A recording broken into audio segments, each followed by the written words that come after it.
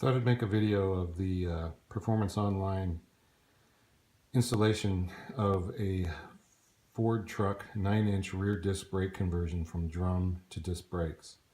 And before I get into it, I want to tell you what I have. I have a 1966 Ford F100, and it's pretty much the standard F100 long bed. Had four-wheel drum brakes, and it would never stop. And so I decided to put new front beams from a 1977 onto this truck, and everything went well. I had to basically replace the discs and the calipers, and the short brake lines, the rubber brake lines, but the beams with a kit from Jegs and all of the bushings and stuff, the installation went pretty well. It was very easy to drop out the old 66 beams, drop in the 77s with the disc brakes on them, and I didn't want to stop there. So once I tore apart the rear drum brakes, I realized what a mess they were. There was axle seal leaking, the brake cylinders themselves were leaking, and it was just a mess. So I took all that apart, put everything in a box, and decided that I was going to put rear disc brakes on this truck. So I ordered this kit from Performance Online. And what I'm going to do is kind of go through some of the problems I had and some of the steps I had to go through to get the kit on there. And first I'll show you that I did do one side. And this is the finished installation of the left rear with the parking brake cable hooked up, but I'm going to have to rerun the cable itself and get it so that it's clear of all these obstructions.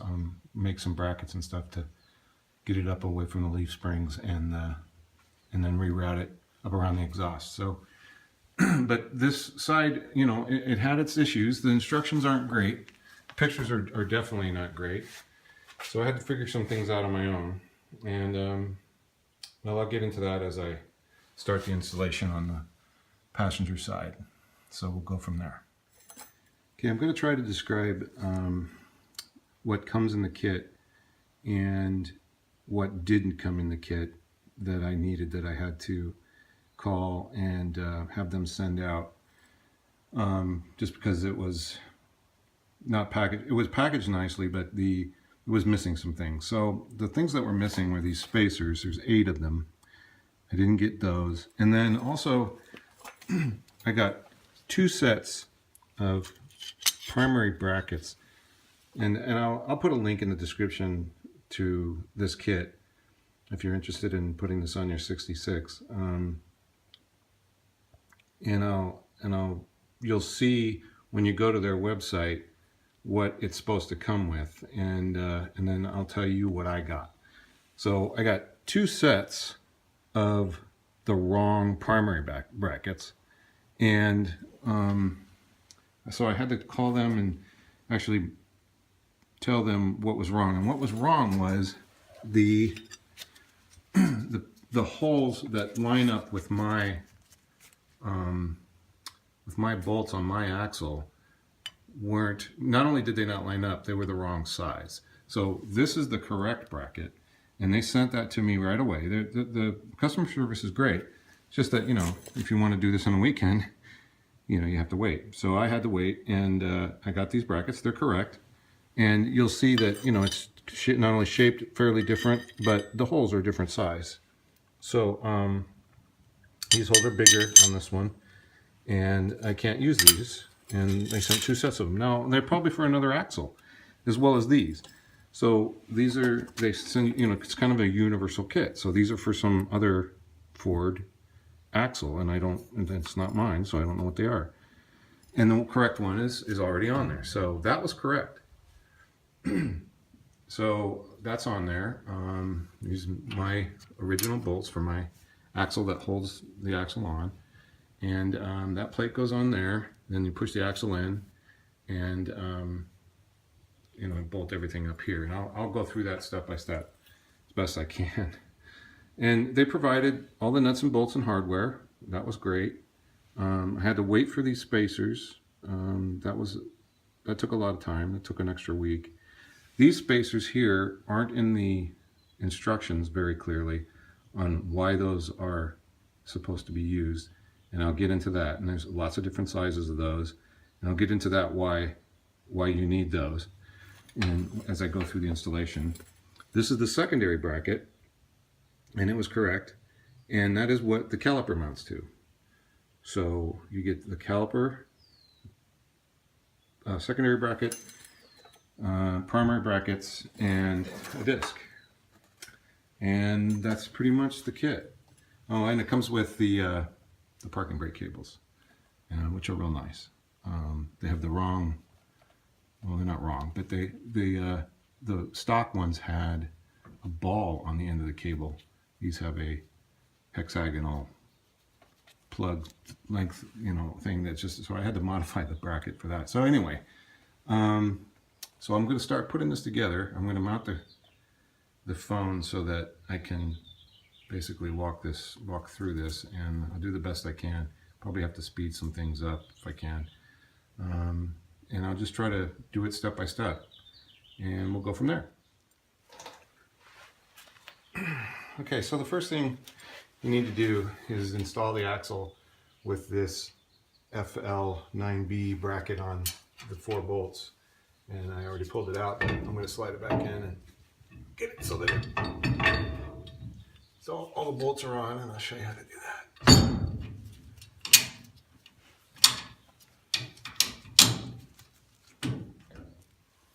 Okay, I was afraid of this.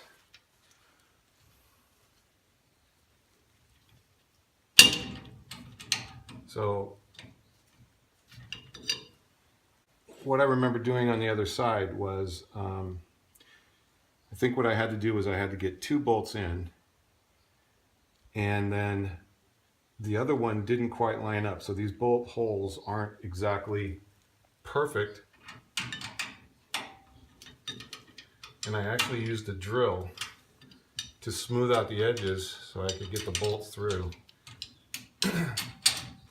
So I got one in.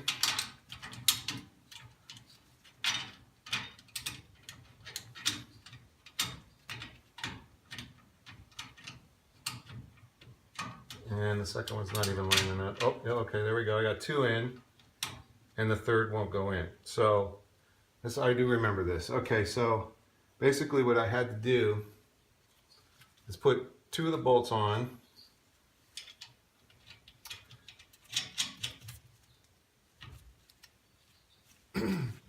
On the ones that lined up, and it's just off by a hair. I mean, it's just amazing. It's just, the tolerance is so tight that the bolt won't go through. So I had to pull the bolt out, and then just kind of ream the hole so that I could get the bolt in. With a drill bit. So I'll do that, and then I'll get the bolt in. All right, so what I did is I tightened down the 2 bolts that I did were able to get on with my impact wrench. And now what I'm going to do is I'm going to spin this around to get the 1/2-inch drill bit into the hole. And I'm just going to kind of ream it out so I can get the bolt in. This was what I had to do on the other side. I remember this now.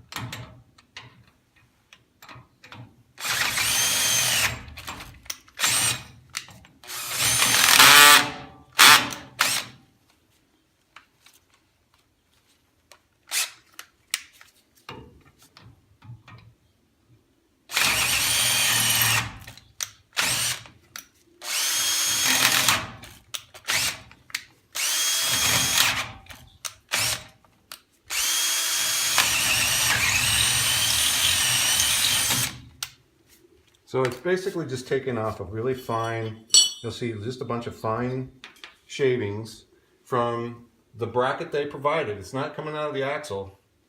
So it's the bracket they provided. And now I was able to slip the bolt through now. And it's really just a fine, they just missed it just by a hair. All right, so I'm putting the third nut on. The primary bracket, so all four.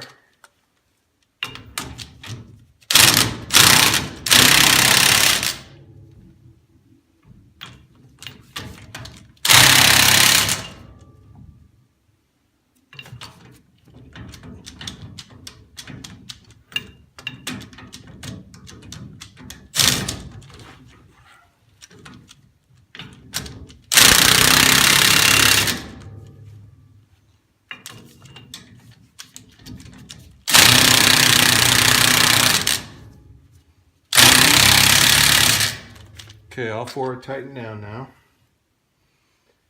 Now, everything spins freely. All four bolts are in. The primary bracket is on. I'm going to fold this out of the way because I did have to cut this much off of the other side to make room for the way I ran the new brake line that bolts to the caliper. So I cut that much off the other side, so I'm assuming I have to do the same thing on this side. So now the secondary bracket, and secondary bracket is this thing, and this is what the caliper mounts to. There's threads here and here, and then there's 4 bolts that go into the primary, and these spacers are what separate them, but also because of the way the caliper mounts to the disc, you have to use not only these four of these, but you have to use 2 of the big thick spacers here. So this is the way that the configuration on these, they go on the back side of this. I'm going to remount the camera so you can see what I'm doing back. Okay, so hopefully this is a better position, and hopefully there's enough light. I can't really see what you're seeing, so I'm just taking a chance here. All right, so you're going to use these four of these to mount the secondary bracket to the primary bracket. You're going to use the 4 spacers, and then 2 of these. I just measured them. They're 5/8 inch thick. So that's how much space you need to offset the bracket so that the caliper is lined up with the rotor. And that's what I found on the other side. So this is the same process I'm going to do on this side. So basically you just line up the secondary bracket, start with a bolt and a washer, and big flat spacer, then a round spacer, then a bolt and a washer.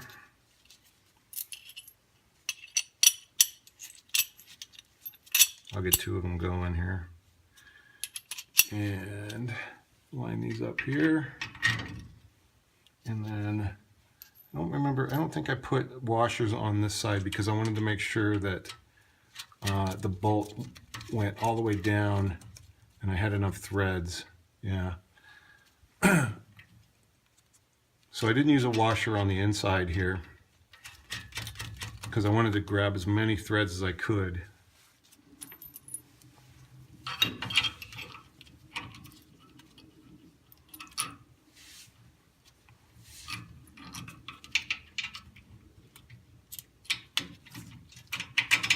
All right, so I got 3 in.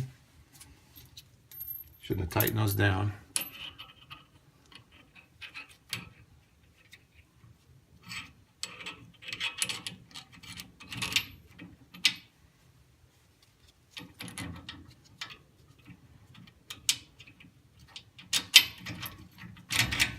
And 4.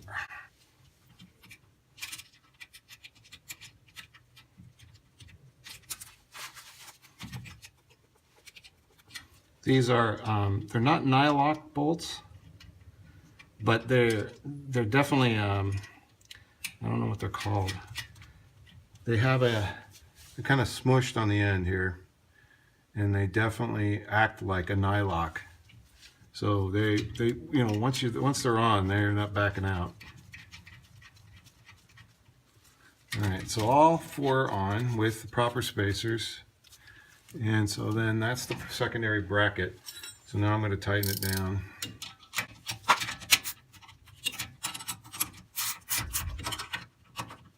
Of course.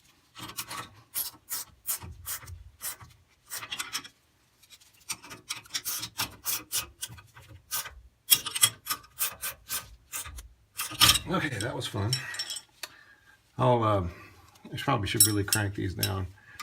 I had to take it all apart the last time I did the other side and make sure that everything was really seated.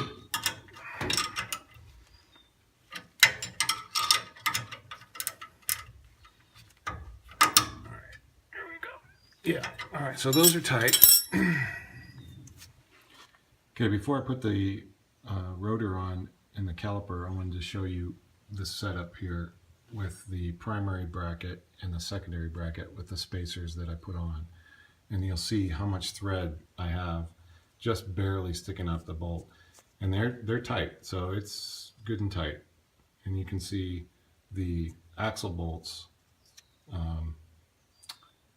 are right below it. Nothing runs into each other, so everything seems to be mounted okay. And nice and tight. So, okay, so now now the next thing you need to do is put 2 nuts on the to hold the rotor on so you can put the caliper on. Okay, so now I got the rotor on, and I'm going to run down 2 nuts to hold it on while I mount the caliper.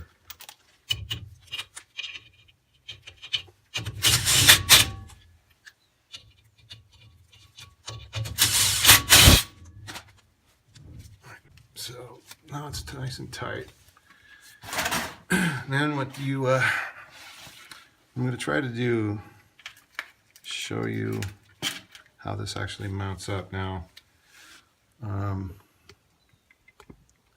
What I had to do with this is on the other side, and I don't know if I'm going to have to do this on this side yet, I'm assuming I'm going to have to, is there's such a tight tolerance between the pads going on the rotor that I actually had to compress the piston a little bit, and according to the instructions, to do that you take this whole mechanism, or this bracket and the spring off with this nut, and then you basically turn the nut that's underneath it to compress the piston so that it opened up enough to get on the rotor.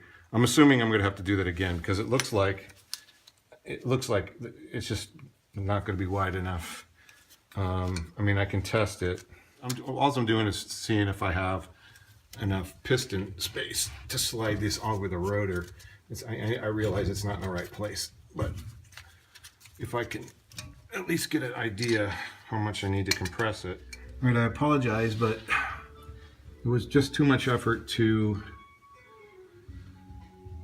mount this thing and try to get it all in video. I had to stop and start and stop and start, and that doesn't help you very much. I realize that, but I did have to take off this bracket like I just explained.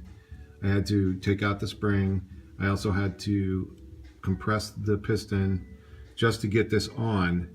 Now, even though everything's back on and I have the bolts through, the bolts that hold the caliper to the rotor are just this one here, and then this one down here that go through. And the only place there's threads is in the secondary bracket, top and bottom.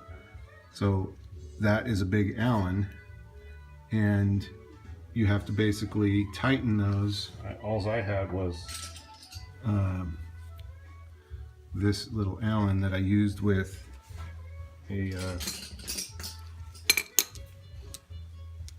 ratchet. So they're cranked all the way down, and this is how far they stick out once they're cranked all the way down. And put the spring back in, and the brake cable will go through there and hook on here. And so now the problem is, even though I've compressed the piston as far as it will go, I cannot turn the rotor. It's that tight. So I don't know at this point. I can turn the other side. And I don't know at this point if this is going to be a problem. If I have to take this all apart again, it's going to be a bitch, but I fully realize I might have to do that, because this rotor is, the brakes are, the brakes are on.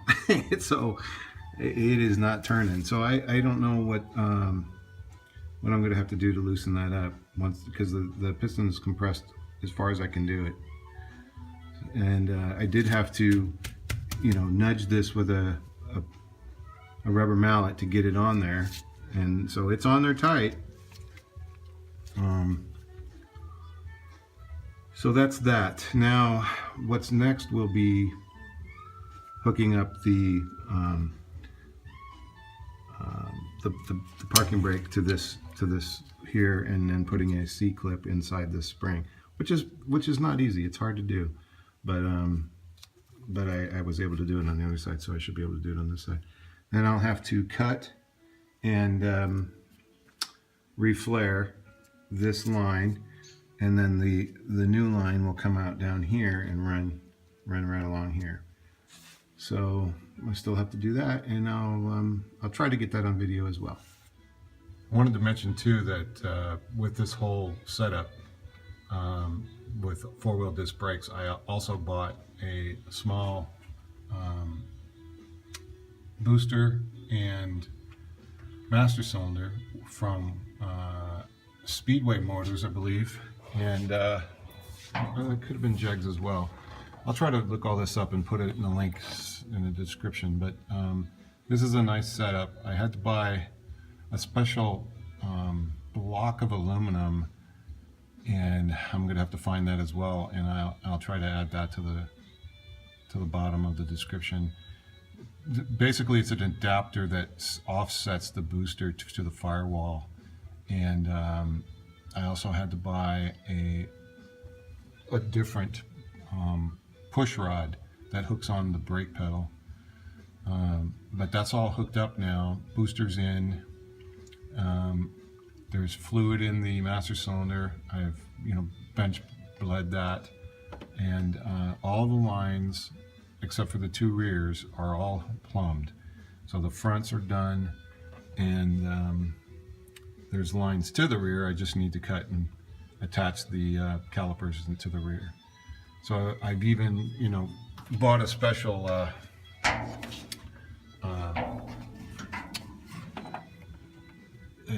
special fitting for the manifold for the boosters for the vacuum, and I bought some brand new hose to run to that. So that's all hooked up and ready to go. So as far as the front half of the car, that's all done, but just finishing the plumbing on the rears now, and then I'll be able to bleed everything.